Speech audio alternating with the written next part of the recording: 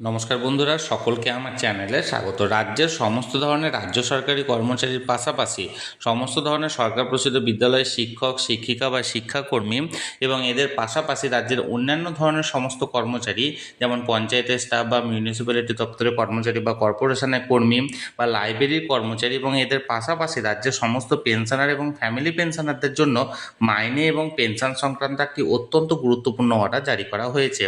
কী সেই অর্ডারে কী কী বলা হয়েছে সকল কিছু আজকের ভিডিওতে বিস্তারিতভাবে আলোচনা করব।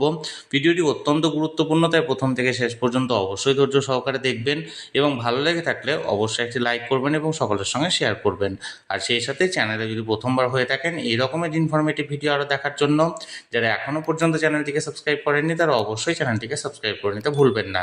তাহলে চলুন আমরা বিস্তারিত জেনে নিই। দেখুন, পশ্চিমবঙ্গে ইতিমধ্যে বিধানসভা নির্বাচনের সমস্ত প্রক্রিয়া শেষ হয়ে গেছে এবং নতুন দল পশ্চিমবঙ্গে ক্ষমতায় আসতে চলেছে এবং নতুন দল আগামী কিছুদিনের মধ্যে সরকার গঠন করতে চলেছে। এমতো অবস্থায় এই রাজ্যে যে সমস্ত সরকারি কর্মচারী এবং যে সমস্ত পেনশনার বা ফ্যামিলি পেনশনাররা আছেন তারা এই মে মাসের স্যালারি বা পেনশনটি কবে নাগাদ পেতে চলেছেন সেই সংক্রান্ত আজকের ভিডিওতে বিস্তারিতভাবে আলোচনা করব। তাহলে চলুন এক এক করে আমরা জেনে নিই যে এই মাসের অর্থাৎ মে মাসের স্যালারি বা পেনশনটি কোন ধরনের কর্মচারী এবং পেনশনাররা কবে নাগাদ পেতে চলেছে। প্রথমত আমরা জানবো রাজ্যের সমস্ত রাজ্য সরকারি কর্মচারীদের ব্যাপারে।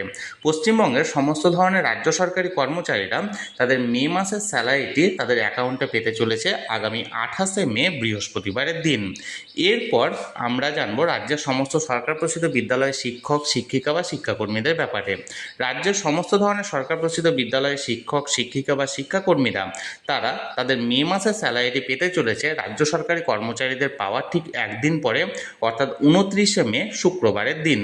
এর পাশাপাশি রাজ্যের যে সমস্ত অন্যান্য দপ্তরের কর্মচারীরা আছেন, যেমন ধরুন লাইব্রেরির কর্মচারী বা মিউনিসিপ্যালিটি দপ্তরের কর্মচারী বা কর্পোরেশনের কর্মী বা পঞ্চায়েতের কর্মী ইত্যাদি নানা ধরনের সরকারি কর্মচারীরা ঠিক ওই একই দিনেই অর্থাৎ 29শে মে শুক্রবারের দিন তারা তাদের মে মাসের স্যালারিটি পেতে চলেছে। এবার আমরা জানবো রাজ্যের কয়েক লক্ষ পেনশনার এবং ফ্যামিলি পেনশনারদের বিষয়ে।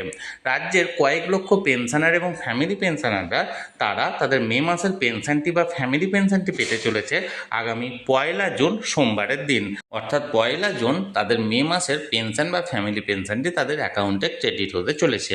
এরপর রাজ্যের কয়েক লক্ষ প্যারা টিচার, এসএসকে এমএসকে বিদ্যালয়ের শিক্ষক, শিক্ষিকা এবং প্রচুর কন্ট্রাকচুয়াল কর্মচারীদের বিষয়ে জানব।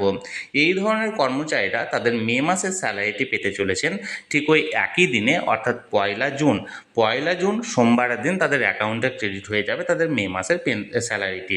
তাহলে বন্ধুরা, এই অর্ডার অনুযায়ী রাজ্যের সমস্ত ধরনের রাজ্য সরকারি কর্মচারীরা তাদের মে মাসের স্যালারিটি পাচ্ছেন আগামী 28শে মে বৃহস্পতিবারের দিন। রাজ্যের সমস্ত সরকার প্রসূত বিদ্যালয়ের শিক্ষক, শিক্ষিকা বা শিক্ষাকর্মী এবং এদের পাশাপাশি অন্যান্য সমস্ত ধরনের কর্মচারীরা পেতে চলেছে তার একদিন পরে 29শে মে শুক্রবারের দিন। রাজ্যের সমস্ত ধরনের পেনশনার এবং ফ্যামিলি পেনশনাররা তাদের মে মাসের পেনশনটি পেতে চলেছে আগামী 1 জুন সোমবারের দিন। এবং রাজ্যের সমস্ত প্যারা টিচার, এসএসকে এমএসকে বিদ্যালয়ের শিক্ষক, শিক্ষিকা এবং সমস্ত কন্ট্রাকচুয়াল কর্মচারীরা সেই একই দিনে অর্থাৎ 1 জুন তাদের মে মাসের স্যালারিটি পেতে চলেছে। তাহলে বন্ধুরা, যে অর্ডারটি এখানে জারি করা হয়েছিল সেই অর্ডার অনুযায়ী আমি বিস্তারিত আপনাদেরকে জানানোর চেষ্টা করলাম। এই বিষয়ে যদি আপনাদের কোনো কিছু জানার থাকে বা কোনো কিছু প্রশ্ন থাকে অবশ্যই কমেন্ট করুন। আর ভিডিওটি ভালো লেগে থাকলে অবশ্যই একটি লাইক করুন এবং সকলের সঙ্গে শেয়ার করুন। আর সেই সাথে চ্যানেলে যদি প্রথমবার হয়ে থাকেন এই রকমের ইনফরমেটিভ ভিডিও আরও দেখার জন্য যারা এখনও পর্যন্ত চ্যানেলটিকে সাবস্ক্রাইব করেননি তারা অবশ্যই চ্যানেলটিকে সাবস্ক্রাইব করে রাখুন।